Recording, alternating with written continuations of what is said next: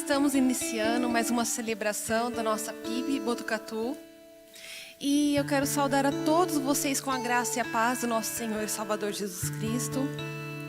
Não só a nossos presentes, mas também aqueles que nos acompanham pela internet, seja no nosso canal do YouTube ou no Facebook e também pela TV Alfa. Nós queremos também reforçar que estamos tomando as medidas de segurança, reconhecemos o quanto é importante continuarmos usando as máscaras, não só aqui, mas em todos os lugares que nós fomos. Estarei lendo o versículo que se encontra no livro de 1 João 4, a partir do versículo 18.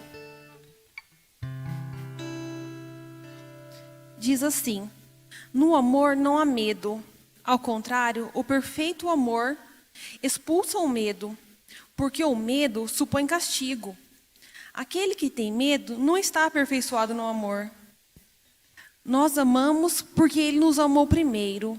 Se alguém afirmar, eu amo a Deus, mas odiar seu irmão, é mentiroso. Pois quem não ama seu irmão quem vê, não pode amar a Deus a quem não vê. Ele nos deu este mandamento: quem ama a Deus, ama também ao seu irmão. Palavras lindas, né, queridos? Como é importante nós estarmos amando uns aos outros, que isso é o maior de todos os mandamentos realmente que o Senhor nos deixou. Eu estarei orando. Quero agradecer a esse dia que temos celebrado a democracia. Nós somos cidadãos e temos esse direito, graças a Deus, de estarmos escolhendo nossos governantes. Então vamos estar agradecendo a Deus, porque graças a Ele tem sido momentos de paz e que tem cada vez mais sido para melhorar nosso país. Querido Deus, muito obrigado, Paizinho amado, por tudo que o Senhor tem feito em nossas vidas. Como é maravilhoso podermos ter o seu amor, podermos amar uns aos outros e reconhecer que dependemos uns dos outros para vivermos, Pai. Nós te agradecemos por todos aqueles que têm feito a tua vontade, têm te buscado. Pai querido, em nome de Jesus, abençoa os teus servos, abençoa para que cada um deles sejam cada vez mais cheios do teu Espírito Santo, cada vez mais cumpridores dos teus mandamentos, Senhor, porque é maravilhoso poder te servir, Paizinho. Deus, abençoa todos aqueles que nos assistem também, que o teu amor, tua esperança alcance cada lar. Se existir pessoas que sofrem, Senhor, leve o teu consolador, Paizinho. Se existir pessoas doentes, ó Pai, leve a tua cura, Pai amado, em nome de Jesus, Senhor. Em nome de Jesus, nós te amamos, Paizinho. Nós te agradecemos pelas eleições que pudemos ter no dia de hoje. Muito obrigada, Deus querido, porque o Senhor tem cuidado desse país. Nós te agradecemos por todas as bênçãos que temos. Como temos bênçãos, ó Pai, de podermos viver num país que não tem guerras, ó Pai. Quantas bênçãos temos, ó Deus amado. Abençoa, Senhor, para que as vidas cada vez mais, Senhor, tenham também condições melhores de vida, Senhor. Nós te agradecemos, Pai, em nome de Jesus. Amém. Amém, amém. Nós estamos voltando aos poucos às nossas atividades, com muito cuidado, pensando muito na vida das pessoas que vêm e daquelas que vão receber. Então, nós ainda não vamos voltar com as atividades com as crianças, com os pequeninos. Nós estamos aguardando a mudança de faixa da nossa cidade, a questão da pandemia, né? Mudança de cor lá naquela escala do governo. Mas nós já voltamos com os nossos PAs, com os pré-adolescentes. Então, eu gostaria de convidar os PAs, o pessoal que é de 10 a 12, 13 anos, para subir, que eles vão ter a aula deles, vão ter o bate-papo deles, o bate-papo bíblico, preparado, pensado, estruturado para essa idade e para o meio deles, tá bom? Podem aproveitar agora esse tempo para estarmos dividindo aí essa sala. Beleza? Bom papo para vocês. Nós encerramos na semana passada a nossa série de mensagens o estresse e o Salmo 23, ou as respostas do Salmo 23 para o estressado. Você pode acessar essas mensagens, estão disponíveis no nosso canal no YouTube. E hoje nós vamos falar sobre respostas ao mundo. Esse tema me veio ao coração devido à data tão especial que nós vivemos hoje. Vivemos, ou também celebramos. Hoje é feriado, né? Hoje é proclamação da República. Nós celebramos a República. República é a celebração de um povo que saiu da monarquia, saiu da aristocracia, saiu de um regime autoritário e autocrático. Proclamação da República vem do latim, republis. Agora, o poder não pertence mais ao rei. O poder não pertence mais a uma classe de elite aristocrática. O poder não pertence a um homem, o autocrata. O poder agora pertence à república, que significa poder ao povo, riqueza do povo, para o povo, pelo povo. Essa é a celebração da república. Essa é a proclamação da república. Um país onde o povo usufrui de toda a riqueza que ele produz. Onde todo o povo é assistido com dignidade, com respeito e com direito mínimo à vida. Essa é a proclamação da República. E hoje, democraticamente, nós elegemos pessoas para fazer governo. E qual é o papel do governo? Promover que a república aconteça. Que todos e todas, independentemente de raça, cor, credo, religião, confissão que seja, tenham acesso a recurso financeiro, saúde, escola, alimentação, lazer. É papel do governo, é para isso que existe o governo, é para isso que existe o Estado. Mas, lamentavelmente, nós vivemos num país que começou agora, novamente, a viver os ares da fome. Por incrível que pareça, você sabia que no Brasil existem milhares de pessoas que nem sequer têm certidão de nascimento? Não existem. Para a lei, não existem para a justiça, não existem para os direitos. Enquanto a riqueza do nosso país se acumula na família, em seis famílias, nós temos pessoas passando fome. Nós temos pessoas sucumbindo nas filas dos hospitais. Nós temos pessoas ainda em pleno século XXI em regime de trabalho escravo. Viva a proclamação da República. Viva a democracia. E você pode me perguntar, pastor, mas eu vim numa igreja ou eu vim num auditório político? Você veio numa igreja. Mas já diria Desmond Tutu que nada mais político do que dizer que política e religião não se misturam. Nada mais político do que dizer que política e religião não se misturam. Inventaram essa desculpa.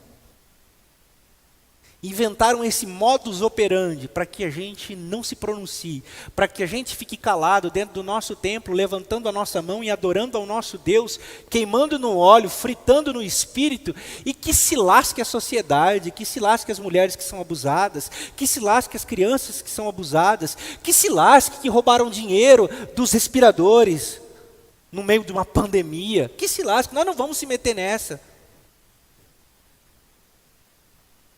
Acontece que Rubem Alves disse uma coisa muito interessante: de um Deus que não se preocupa com quem sofre, eu sou ateu. E é nessa esteira que eu quero convidar você essa noite a pensar nas respostas para o mundo, ou ao mundo. Quais são as respostas que nós vamos dar como igreja ao mundo? Quais são as respostas que nós temos para oferecer a um mundo que sofre? Quais são as respostas que você tem através do Evangelho para o seu sofrimento? Porque nos enganaram. A religião nos enganou. A religião mentiu para nós, dizendo que quando nós nos convertêssemos, tudo ficaria bem. A religião, ela é ardilosa, ela é maquiavélica e ela toma os corações. Essa semana, eu vi mais uma vítima da religião. Eu não vou citar nome, porque uma que eu não tenho dinheiro para bancar o processo se eu tomar. Então eu não vou citar nome, mas uma famosa artista que era do mundo e se converteu a uma igreja. E se converteu verdadeiramente a essa igreja. E essa igreja levou dela mais de R$1,5 milhão. E essa semana ela fez uma entrevista dizendo assim: essa igreja levou tudo que eu tinha, a minha vida, a minha esperança, levou tudo. Porque a religião é assim, ela leva tudo da gente. E nos deixa no limbo. Nos deixa no chão da amargura. Porque o dia que você não for bom para ela, o dia que você não produzir mais o que ela quer que você produza, você não serve para nada. É a ótica de quem pagar, quem pecar vai pagar. Quem pecar vai morrer. Mas essa não é a verdade do Evangelho. E essa não é a resposta de Deus para o mundo que sofre. Eu gostaria de pensar com você essa noite sobre algumas respostas que nós podemos dar ao mundo. Eu começo convidando você a um pensamento paulino que se encontra na segunda carta de Paulo aos Coríntios, no capítulo 3. Nós vamos ler a partir do verso de número 2. Vai ser projetado aqui, diz assim: vocês mesmos são a nossa carta escrita no nosso coração, ou escrita em nosso coração, conhecida e lida por todos. Vocês demonstram que são uma carta de Cristo, resultado do nosso ministério, escrita não com tinta, mas com o Espírito do Deus vivo, não em tábuas de pedra, mas em tábuas de corações humanos. Eu quero ter como premissa para a nossa construção aqui essa noite, esse pequeno fragmento do apóstolo Paulo, do pensamento paulino. Quando Paulo está questionando um pedido de carta de recomendação. Paulo está dizendo assim: é verdade que nós vamos ter que começar a escrever carta de recomendação, sendo que nós temos vocês aí, que são como cartas vivas, que tiveram um coração escrito, agora não mais com tábuas da lei. Paulo faz escrito em pedras, mas agora o coração de vocês tem coisa escrita no coração de vocês que foi feito pelo Espírito, o Espírito de vida. Então parem com esse negócio de carta de recomendação. Eu acho que nós somos essas cartas para o mundo. Nós somos essas cartas que o mundo vai ler. Nós somos essas cartas que Deus está escrevendo em nossos corações para que o mundo leia, para que o mundo saiba que Deus é amor. E que o que a religião diz sobre esse Deus com D minúsculo é mentira. E que não adianta nós fecharmos a rua, fazermos cultos, distribuirmos panfletos e soltarmos rojões e produzirmos camisas com versículos. O mundo não precisa disso, o mundo precisa de um coração convertido e que tenha nesse coração escrito com letras do Espírito a mensagem do Evangelho, para que toda a sua vida, ou para que toda essa vida grite abundantemente o amor de Deus. Porque onde está o seu tesouro, ali está o seu coração. Então, se nós tivermos nossos corações em Deus, nas coisas de Deus, o nosso coração vai ser cheio das coisas de Deus e nós teremos boas respostas para o mundo. E o mundo vai saber que o que a religião diz é uma coisa, o que o Evangelho diz é outra coisa.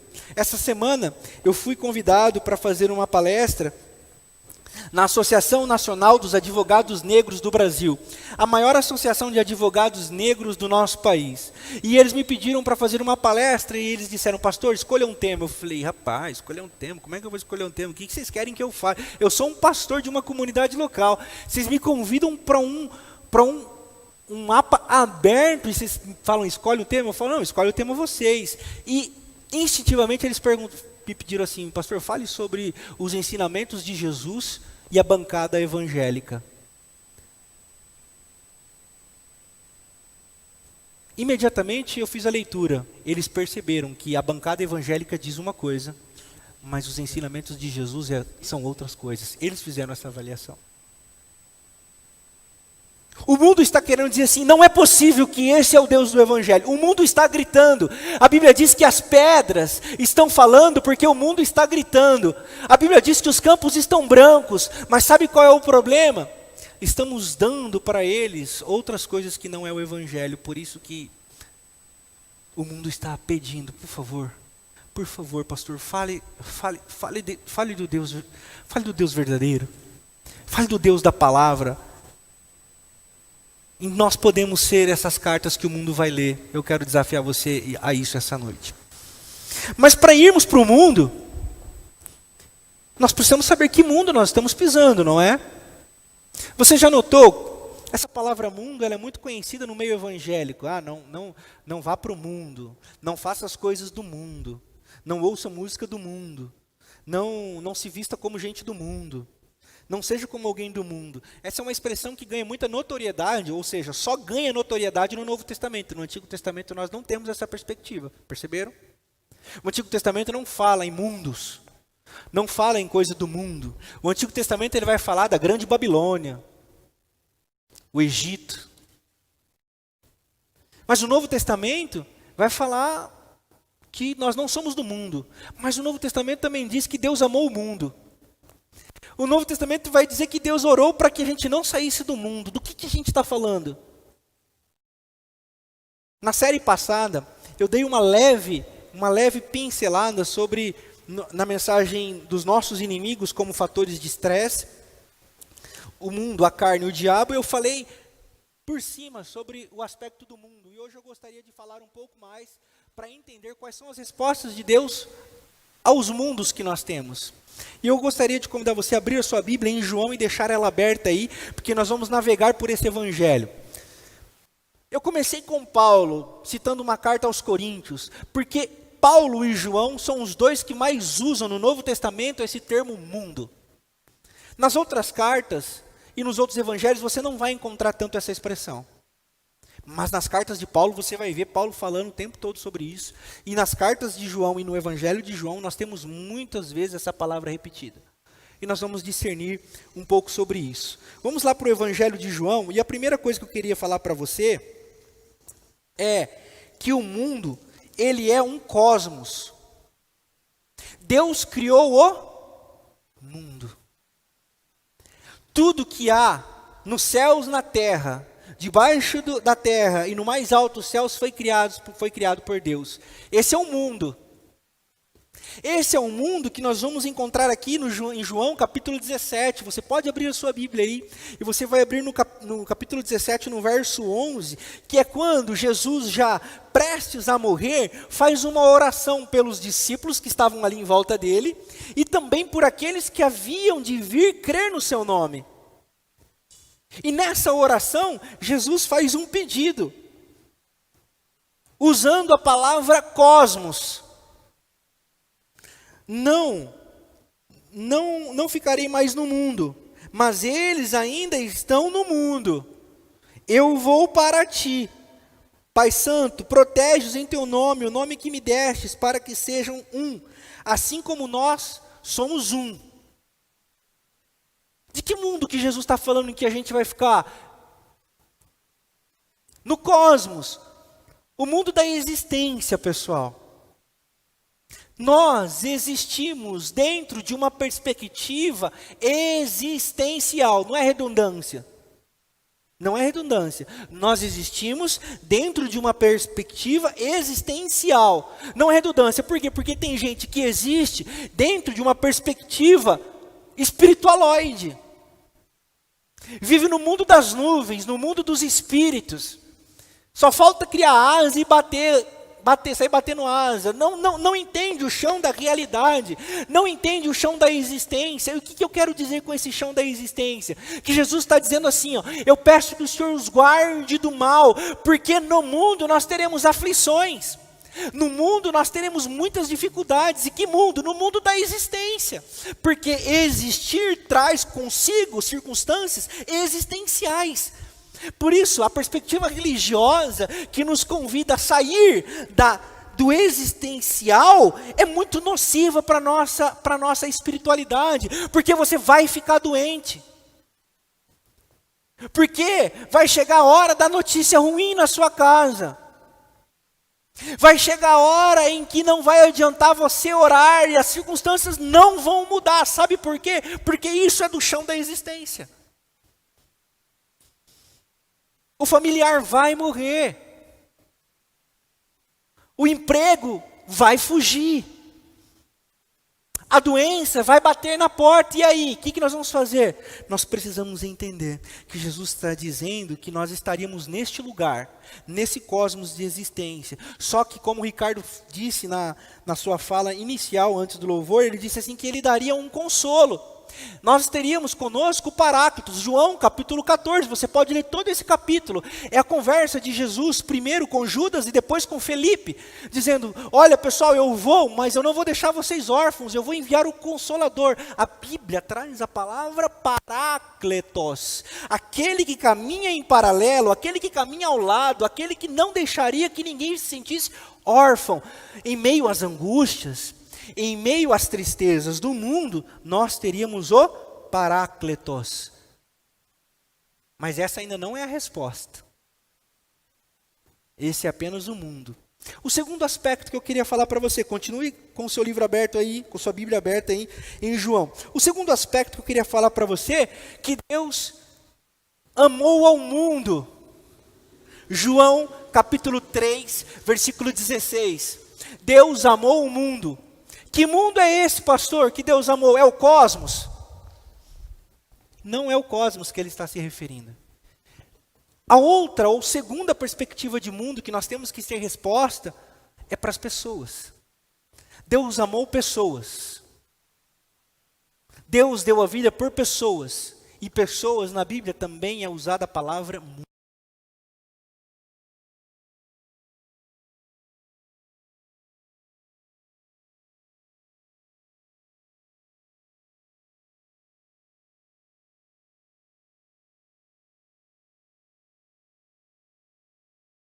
Pessoas querem fugir da realidade e o mundo também é um lugar muito cruel onde as pessoas matam umas às outras.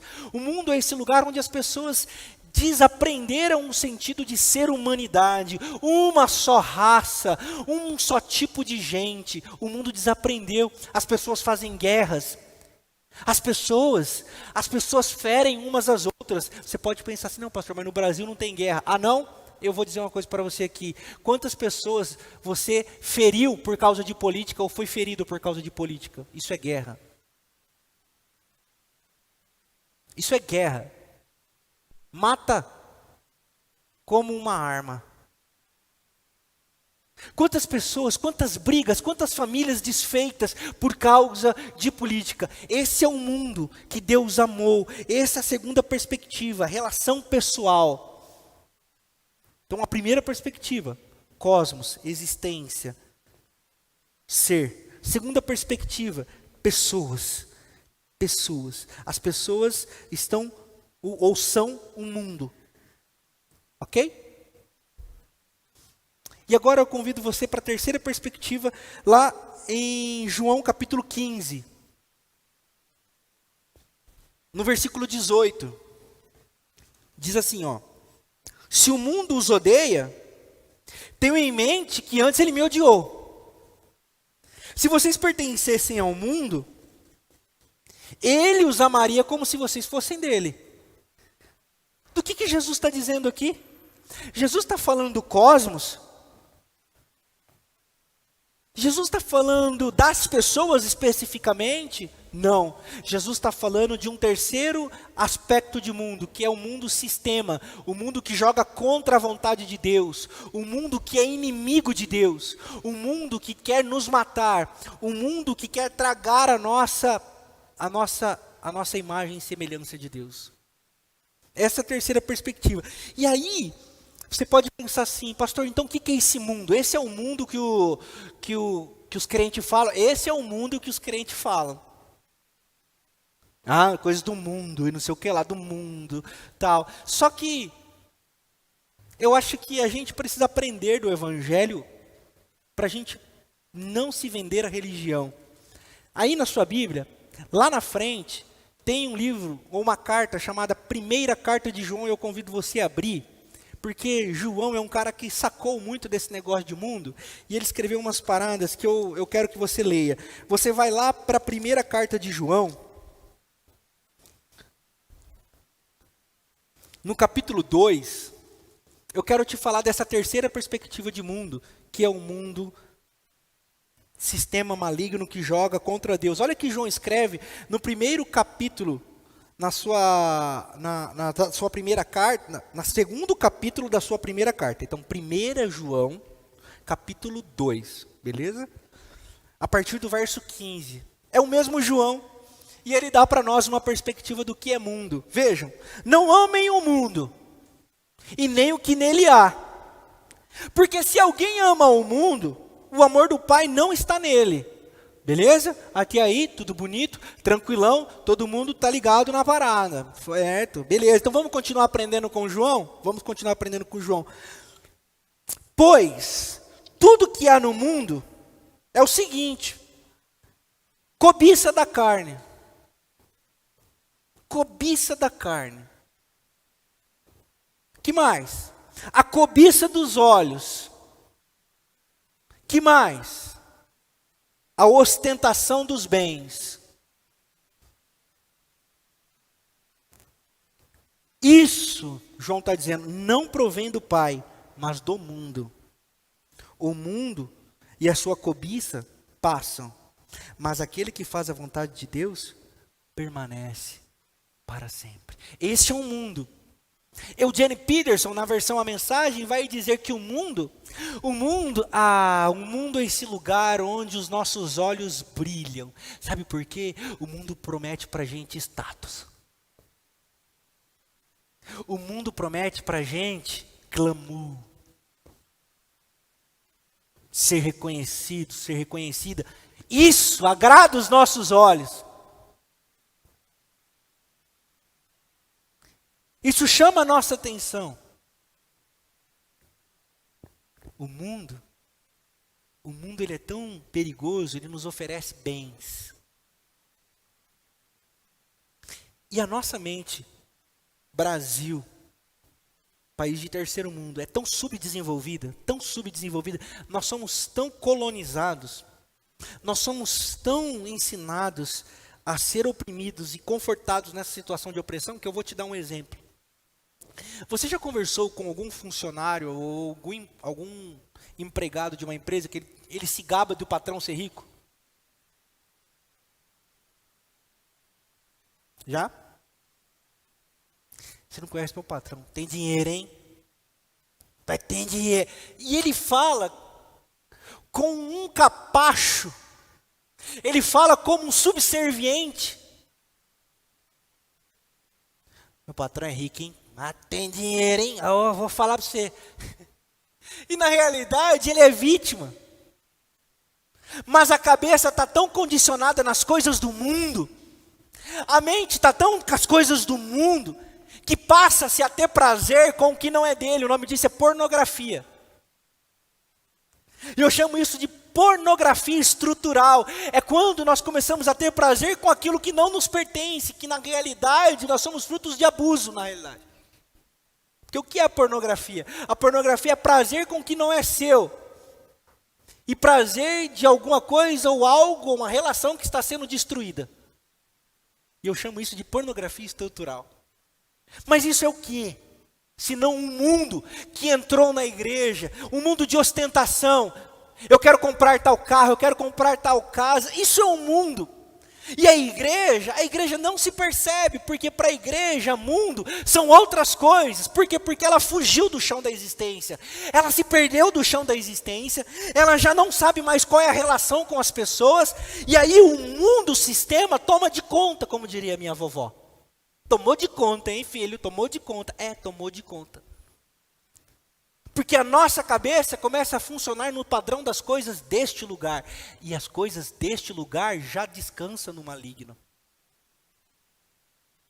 É o mesmo apóstolo que falou para a gente que a gente tem que ser carta viva ao rei, carta do reino, carta viva para o mundo. É o mesmo apóstolo que escreve na carta aos Romanos, no capítulo 12, no verso 1 e no verso 2. Ei, vocês, não se amoldem ao padrão deste mundo, mas antes, renovai a vossa mente, porque quando vocês renovarem a mente de vocês, este será o culto racional de vocês. Romanos, capítulo 12, verso 1 e verso 2. É disso que Paulo está falando, e é disso que João está falando aqui. Então nós pontuamos os 3 tipos de mundo. O mundo existencial. O mundo onde as pessoas querem fugir da realidade da existência. O mundo onde as pessoas se perderam umas das outras, das relações. Deus, pessoas, pessoas e Deus se perdeu. E pessoas também se perderam. E o terceiro, qual tem? E o terceiro... Valeu. E o terceiro aspecto é o mundo, o sistema. O mundo que jaz no maligno. O mundo que descansa na vontade contrária à vontade de Deus. Pastor, e quais são as respostas que nós podemos dar para esses mundos? É o que eu quero dizer para você essa noite. A primeira resposta que eu quero dar para você essa noite é que no chão da existência nós teremos angústias. No chão da existência nós teremos dores. No chão da existência, o choro não é uma questão de opinião. Mas, Filipenses capítulo 4, no verso de número 4, diz assim: alegrai-vos no Senhor. Novamente digo a vocês, alegrai-vos. Aí você pode dizer, tá fácil, né? Com essas notícias que o Senhor me deu aí, como é que eu vou me alegrar? Você não está sozinho, porque no mesmo Evangelho de João, no capítulo 17, e agora no verso de número 13, Jesus diz assim, eu não os peço que tire do mundo, mas que os guarde do mal, para que a alegria deles seja perene, constante, como a garoa que cai sobre a terra seca.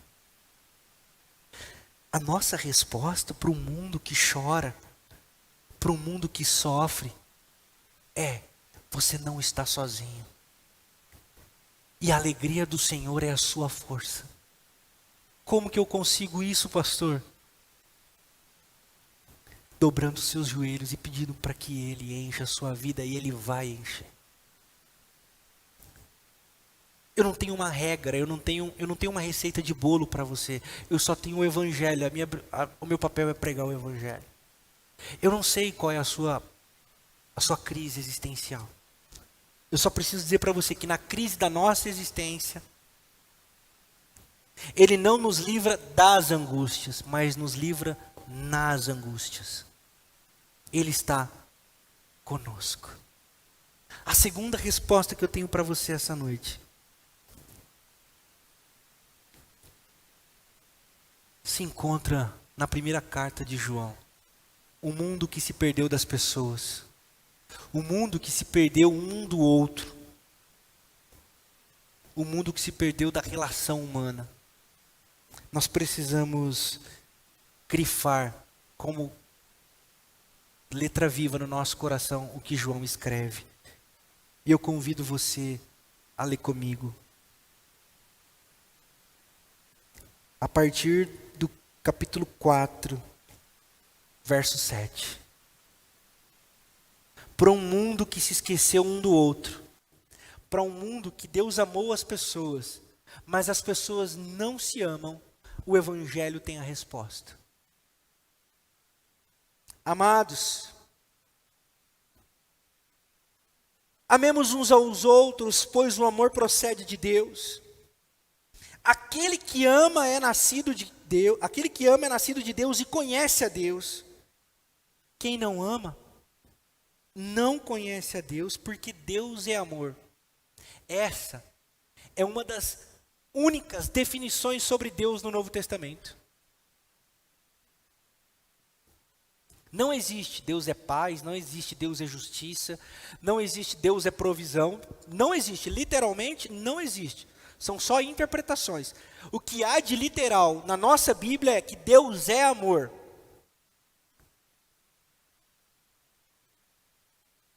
Foi assim que Deus manifestou o seu amor entre nós e enviou o seu Filho unigênito ao mundo para que pudéssemos viver por meio dele. Nisto consiste o amor, não em que nós tenhamos amado a Deus, mas em que Ele nos amou e enviou o seu Filho como propiciação pelos nossos pecados. Amados, visto que Deus assim nos amou, nós também devemos amar uns aos outros. Ninguém jamais viu a Deus, mas se amamos uns aos outros, Deus permanece em nós e o seu amor está aperfeiçoado em nós. Sabemos que permanecemos nele e ele em nós, porque ele nos deu o seu Espírito. E vimos e testemunhamos que o Pai enviou o seu Filho para ser o Salvador do mundo. Se alguém confessa publicamente que Jesus é o Filho de Deus, Deus permanece nele e ele em Deus. Assim conhecemos o amor que Deus tem por nós e confiamos nesse amor. De novo, Deus é amor. Todo aquele que permanece no amor permanece em Deus e Deus nele. A resposta para o mundo é essa, do versículo 17. Grife aí na sua Bíblia se você puder. Dessa forma, o amor está aperfeiçoado entre nós, para que no dia do juízo tenhamos confiança, porque neste mundo nós somos como ele. Somos como? Como uma carta de amor. Nós, igreja, temos o papel de lembrar à humanidade que nós somos uma só raça. Não existe raças de seres humanos. Existe só uma raça. Mas sabe qual é o problema? Que pessoas são discriminadas por causa da cor da sua pele, do carro que andam, da roupa que vestem, da música que ouvem, do lugar onde moram. O mundo se mata porque um está de vermelho e o outro está de azul.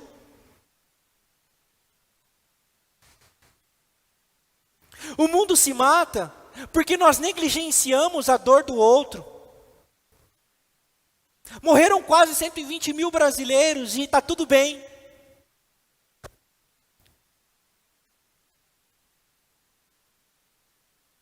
Banalizamos a morte,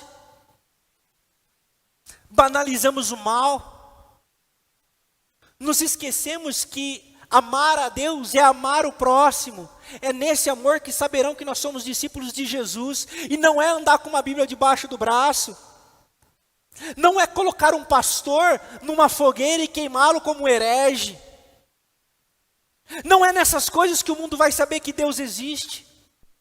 Em nenhum momento a Bíblia diz isso, a Bíblia enfatiza e ratifica categoricamente, é no amor, é se nós amarmos uns aos outros, é se nós tratarmos uns aos outros como irmãos.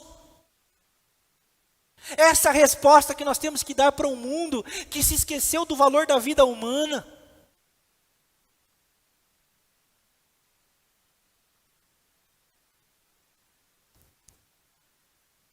E o amor deve ser a chave hermenêutica de todas as suas ações. O que é isso, pastor? Eu quero dizer que o amor deve ser a sua régua para todas as suas ações. O que Jesus faria no meu lugar? Então, quando você ver alguém sendo apedrejado, pense o que Jesus fez com aquela mulher flagrada em adultério. Quando você vê alguém à margem da sociedade por causa de uma doença, e a doença hoje pode ser, ele é um ex-presidiário, ele é um ex-usuário de droga, ele está na periferia da sociedade. Assim como o leproso andava na periferia da sociedade porque ninguém queria ter ele perto, porque ele era um doente na sociedade. Tinha até que andar com um sininho na roupa, sinalizando que o leproso estava chegando. E o que Jesus faz? E o que Jesus faz? Jesus vai e toca. Ele toca no marginalizado. Ele toca no excluído. Ele toca naquela que é tida como vagabunda. Me desculpem a expressão vagabunda, mas é a real expressão. Ele não apedreja, e essa deve ser a nossa régua para requalificarmos as nossas relações. Essa é a resposta que nós temos que dar para o mundo. A primeira delas é que ele é o consolo no dia da angústia. E a segunda delas é que todas as vidas importam, que todas as pessoas são importantes e que todas as pessoas têm direito à dignidade e serem tratadas com um olhar nos olhos como um ser humano e não como um bicho, não como uma coisa e não como um número. Essa é a ressignificação das relações. Essa é a carta que a igreja tem que ser para o mundo. As pessoas têm que entrar neste lugar e se sentirem abraçadas e acolhidas e não excluídas por não crerem como a gente, não pensarem como a gente, não caminharem com a gente. É por isso que tem aquela frase lá fora: aqui não é um lugar para os perfeitos. Porque aqui nós queremos requalificar as nossas relações.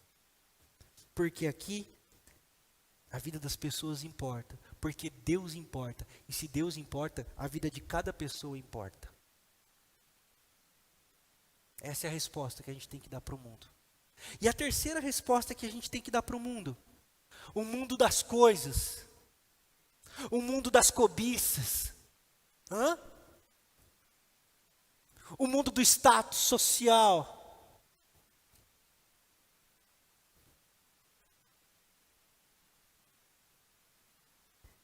Peculiaridade de Botucatu. Onde seu filho estuda? Ai, meu filho estuda no...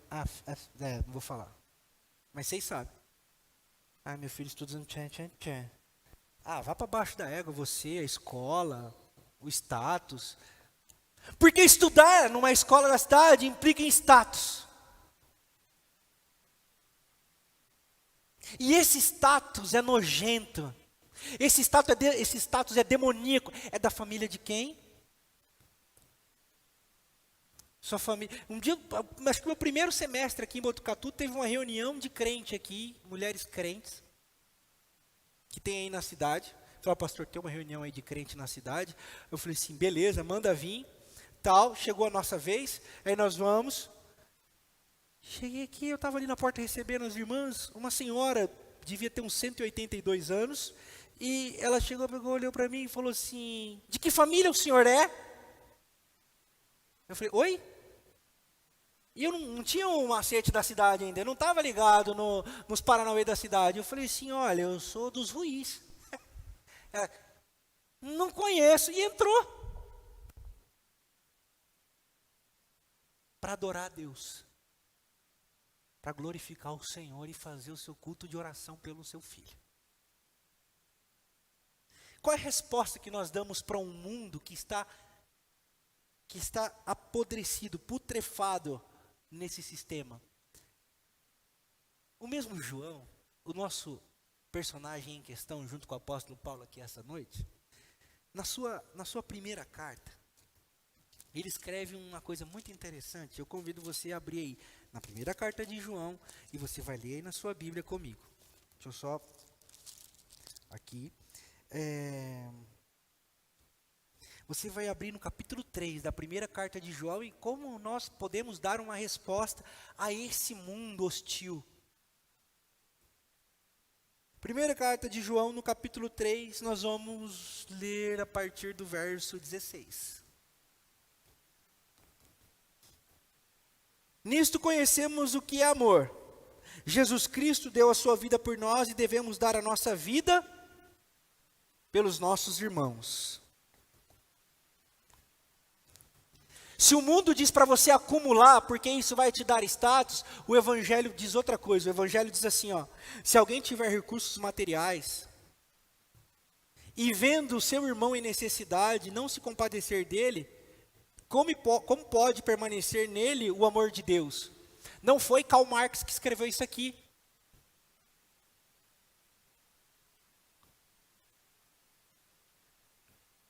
Não foi um cientista político que escreveu isso aqui.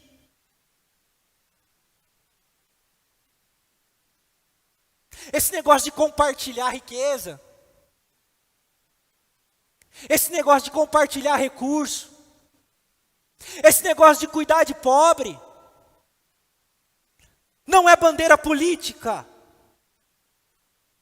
é evangelho puro e simples, sem enfeites, sem a mácula da religião. É o evangelho puro, saindo da fonte. Se alguém tiver recursos materiais e vendo que o seu irmão em necessidade, passa necessidade, não pode se compadecer dele, como esse que tem um recurso pode dizer que está no amor de Deus? E ele continua: filhinhos, não amemos só de palavra,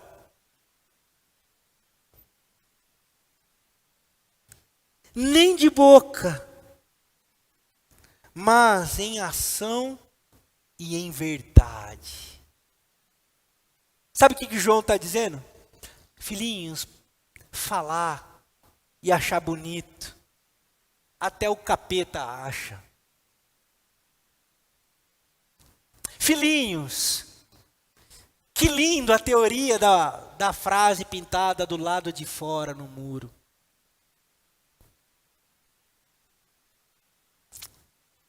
E essa frase, padre já parou ali para tirar foto. Um candidato a prefeito me chamou para conversar por causa desse muro. Que ele queria entender que igreja é essa que as pessoas podem não ser perfeitas.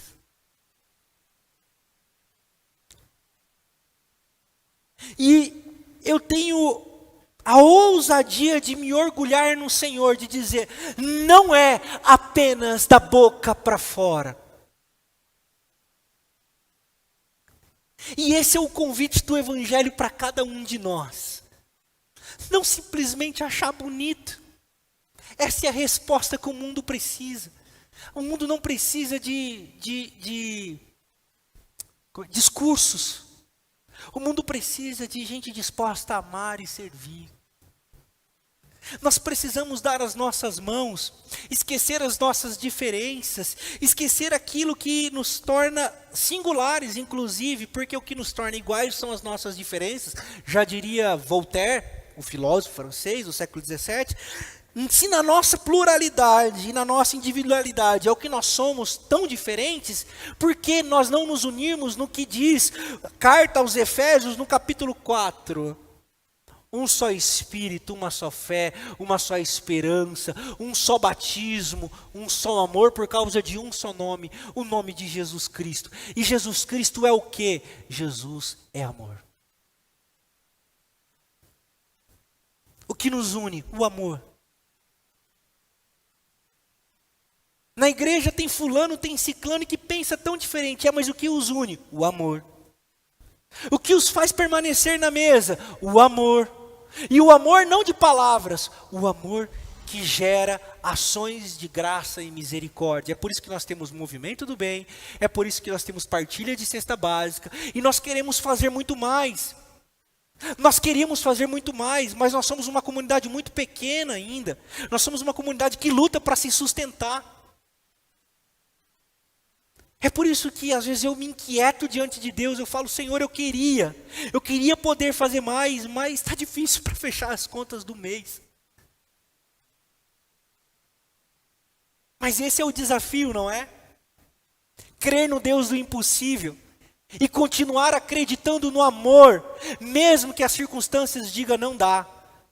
continuamos acreditando no amor. Pastor, por que o senhor está dizendo isso? E dando um testemunho da própria igreja, porque você está aqui, e é daqui que você está ouvindo. Eu quero que você saiba que você está num lugar que te dá a oportunidade de você não ser apenas um discurso, mas ser um instrumento de carta viva para o mundo carente. Você pode. Você é um agente de Deus na onde você estiver. Quantas vezes você já ouviu isso? Você é um agente de Deus. Aí tem gente que é quase um agente secreto. Aquela piadinha, né? É um 007. Essa é antiga também, né? Essa já está cansada, essa piada. Mas é. E aí, o cara que entendeu que não é para ser um 007, ele acha que ele tem que andar com camisa de versículo. Aí ele acha que ele tem que orar para a colega que trabalha com ele, que é da macumba, se converter à religião dele. Aí ele acha que a cunhada que é católica, ele tem que orar para que ela seja da religião dele. Não, não é disso que o evangelho está falando. Não é dessas coisas que o evangelho trata, porque o evangelho não trabalha para converter pessoas para a religião. O evangelho trabalha para que o mundo seja um lugar melhor, onde o reino dos céus aconteça agora e já. Não é essa a oração do Pai Nosso? Pai Nosso que estás no céu, santificado seja o teu nome, seja feita a tua vontade aqui na terra como é no céu. No céu não há preto, no céu não há branco, no céu não há rico, no céu não há pobre, no céu não há classe alta, no céu não há classe baixa, no céu não há homem, no céu não há mulher, no céu não há homossexual nem heterossexual. No céu todos adoram ao Pai diante da grandeza do Senhor o tempo todo, continuamente. E essa é a vontade de Deus para nós aqui na terra, com a nossa vida, louvarmos a Deus, aonde nós estivermos e como nós estivermos, porque Deus ama a cada um, não pelo que Ele é, não pelo que Ele faz, mas porque Ele tem o dom de amar e não pode negar a si mesmo. Deus ama o mais vil pecador. Deus ama e encontra aquele que está lá no canto, na margem, abandonado nos seus delitos, nos seus pecados. Deus ama e Deus encontra, e nós somos as cartas que vão levar essa mensagem nos cantos mais sombrios da nossa cidade, nos cantos onde o preconceito impera, nos cantos onde o classismo impera, nos cantos onde a misoginia impera, nos cantos onde a homofobia impera. As cartas que somos nós vamos levar o amor de Deus e a cura para as pessoas. Nós somos as respostas que Deus quer dar para o mundo. E se nós não formos, as pedras estão clamando. As pedras estão pregando. E nós estamos com os nossos olhos fechados, querendo encontrar a Deus. Orando, fazendo campanha, e fazendo jejum, e fazendo devocional, e joga milho no chão, e ora, e faz jejum de Coca-Cola. Ai, quem encontrar Deus, queridão? Quem encontrar Deus, queridona? Encontre alguém que sofre. Deus estará lá. Evangelho de Mateus, capítulo 23. Tive fome, vocês me deram de comer. Tive sede, vocês me deram de beber. Tive nu, vocês me vestiram. Eu estive preso. Vocês gritaram que bandido bom é bandido morto. Eu estive preso e vocês me visitaram. Essa é a palavra de Deus.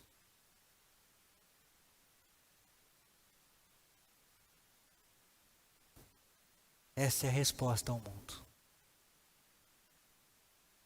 Se o mundo está em pecado,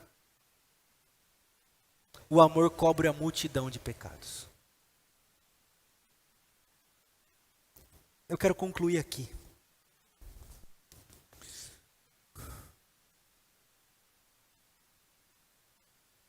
Quem é maior do que Jesus?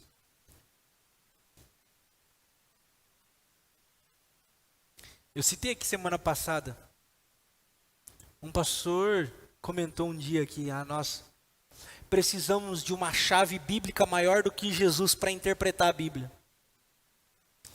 Se um dia alguém conhecer, por favor, me apresente alguém maior do que Jesus para interpretar a Bíblia. O que eu quero dizer? Eu quero dizer que Jesus tem poder. Mas não é aquele poder para te dar a vitória para você pisar no inimigo. Ele tem poder para salvar. Ele tem poder para transformar. Ele tem poder para levantar. Ele tem poder para dizer assim, ó, eu conto com você. E ele tem poder para te tirar do seu ostracismo e te colocar marchando pelo mundo como uma carta de amor. Nós vamos cantar essa canção e eu quero que você faça dela sua oração, para que pessoas sejam salvas do medo, para que pessoas sejam salvas da exclusão, para que as pessoas sejam salvas do preconceito, para que as pessoas sejam salvas da misoginia, e que você seja um agente de salvação, levando o nome de Jesus, a fé em Jesus.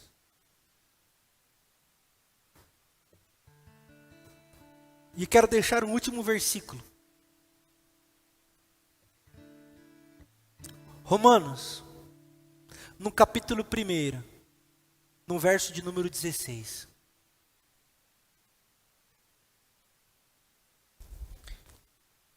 Que diz assim, ó.